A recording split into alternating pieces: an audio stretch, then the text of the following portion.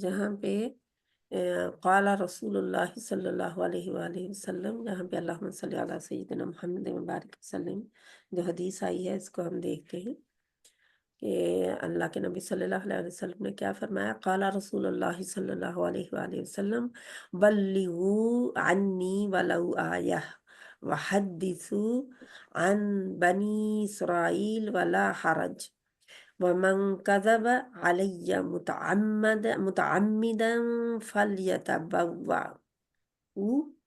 فليتبوأ مقعده من النار. حدیث صحیح. تو یہ کیا بتاتی ہے ہمیں حدیث کہ اللہ سبحانہ تعالیٰ کے پیغمبر نے فرمایا کہ پہنچاؤ مجھ سے اگرچہ ایک آیت ہی کیوں نہ ہو، اور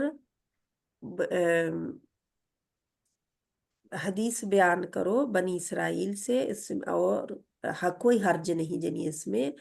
اور جس نے جھوٹ بڑا گھڑا مجھ پر جان بوجھ کر، متعمدن ارادے سے، عمد کر کے، جان بوجھ کر، پس بنا لے وہ اپنا ٹھکانہ آگ میں، یعنی اس نے اپنا ٹھکانہ آگ میں بنا لیا. اللہم لا تجعلنا منہم.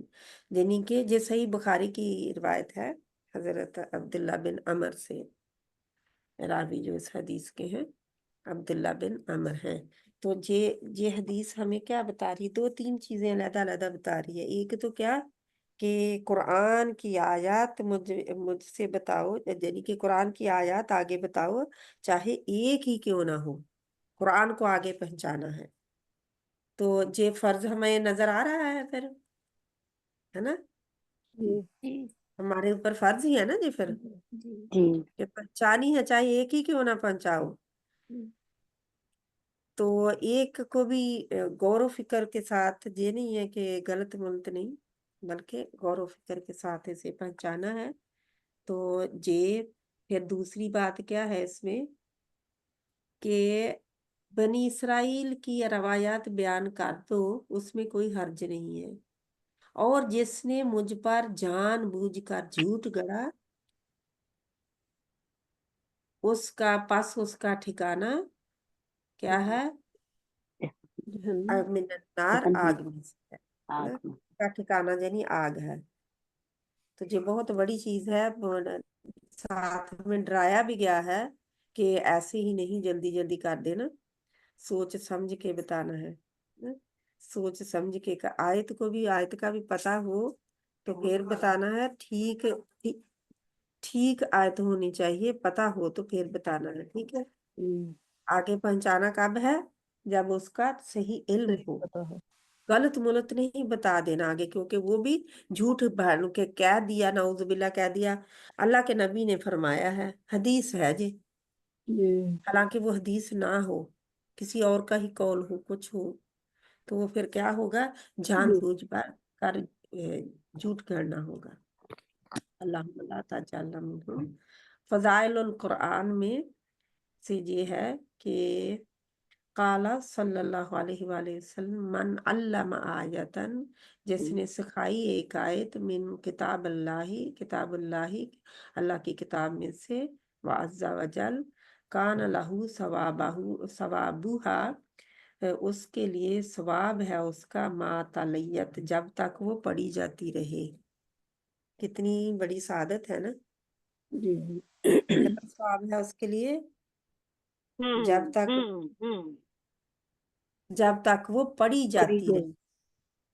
یعنی کہ جب وہ سکھاتا ہے کسی کو ایک آیت، تو جب تک اس کے اوپر عمل ہوتا رہے گا، آگے سے آگے پہنچاتے رہیں گے، جب تک وہ آیت پڑھی جاتی رہے گی، تو کیا ہوگا؟ اس کے لیے اجر لکھا جاتا رہے گا، اس کا ثواب لکھا جاتا رہے گا. تو کتنا بڑا ہے نا سعادت ان مسلمانوں کے لیے. اللہ نے کتنے بتائے ہیں مسلمانوں کو ثواب حاصل کرنے کے طریقے. ایک آیت ہی، جہاں پہ بھی ایک آیت کی ہے بات، جہاں پہ بھی ایک ہی آیت کی بات ہے. ٹھیک ہے. اللہ کی کتاب میں سے ہے، یہ نہیں کہ جھوٹ گڑ گڑ کے نعوذ باللہ جیسے کرتے تھے اہل کتاب، ایسے نہیں. اللہ کی کتاب کی ایک آیت. تو کئی دفعہ ہوتا ہے نا ہمارے گھر والوں کو یا کسی کو خبر نہیں ہوتی اس کام کی، اس چیز کی، اور وہ غلط کر رہے ہوتے ہیں، تو انہیں بتانا چاہیے، انہیں پتا دینا چاہیے کہ یہ غلط ہے، یا غلط نہ بھی کہیں اسے، کیونکہ غلط کہنے سے وہ ہو جاتے ہیں، افینسو موڈ میں آ جاتے ہیں. صرف یہی ہے کہ دکھا سکتے ہیں، قرآن کی آیت پڑھ کر سنا سکتے ہیں کہ جی دیکھیں قرآن میں یہ لکھا ہے نا. آگے وہ نہ مانے تو ان کی مرضی ہے. بتا دینا جو ہے وہ فرض ہونا چاہیے، پتا ہونا چاہیے کہ اس کو بتانا ہے انشاءاللہ تعالی. اور پھر یہ ہے کہ اسرائیلی روایات جو ہیں ان کو یہ ہے کہ کچھ من گھڑت بھی ہیں ان کی، تو ان کو بیان کرنے میں کوئی حرج نہیں ہے، لیکن ان کے اوپر جو عمل ہے اس میں دیکھنا ہے کہ وہ عمل کے قابل ہے کہ نہیں. ٹھیک ہے، تو ان سے پرہیز ہی کیا جائے. ہم عام لوگ تو نہیں بتا سکتے ان کو آگے نا، پتہ نہ ہو. پھر جھوٹ گاٹے کی بات جو ہے اس کو بھی ہم نے دیکھنا ہے. تو انشاءاللہ تعالی یہ دونوں ہی احادیث ہیں، اور ماشاءاللہ یہ بھی سلسلہ صحیحہ کی ہی حدیث ہے. یہ دوسری بھی فضائل قرآن کے سلسلے میں، تو یہ تعلیم حدیث کا ہے، اور یہ فضائل قرآن کے سلسلے میں، قرآن کے افضل ہونے کے سلسلے میں یہ ہے. کیا ہے؟ جس نے قرآن کی ایک آیت سکھائی، اللہ کی کتاب میں سے ایک آیت سکھائی، اس کے لیے ثواب ملتا اسے رہے گا جب تک وہ آیت تلاوت کی جا رہی ہوگی. تو جب تک وہ تلاوت کی جا رہی ہوگی، لوگ آگے آگے پہنچا رہے ہوں گے، تو اس کے اجر میں اضافہ ہوتا جائے گا، چاہے وہ فوت ہو جائے چاہے وہ زندہ ہے. ٹھیک ہے کہ وہ زندہ ہے تو اس کو اجر ملے گا، جب فوت ہو چکا ہے تو اجر ملے گا، ورنہ نہیں ملے گا. نہیں، زندہ ہے جب مر جائے اس کے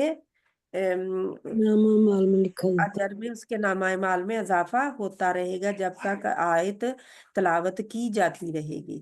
تو ایک آیت کہا جاتا نا کہ ایک. تو انشاءاللہ تعالی جہاں پر ہم ختم کرتے ہیں، سبحانک اللہم و بحمدک نشہد ان لا الہ الا انت نستغفرک و نتوب الیک، وصلی اللہ تعالی علی خیر خلقہ محمد وعلی آلہ وصحابہ اجمعین برحمتک یا ارحم الراحمین، آمین ثم آمین یا رب العالمین. السلام علیکم ورحمۃ اللہ وبرکاتہ. وعلیکم السلام ورحمۃ اللہ وبرکاتہ.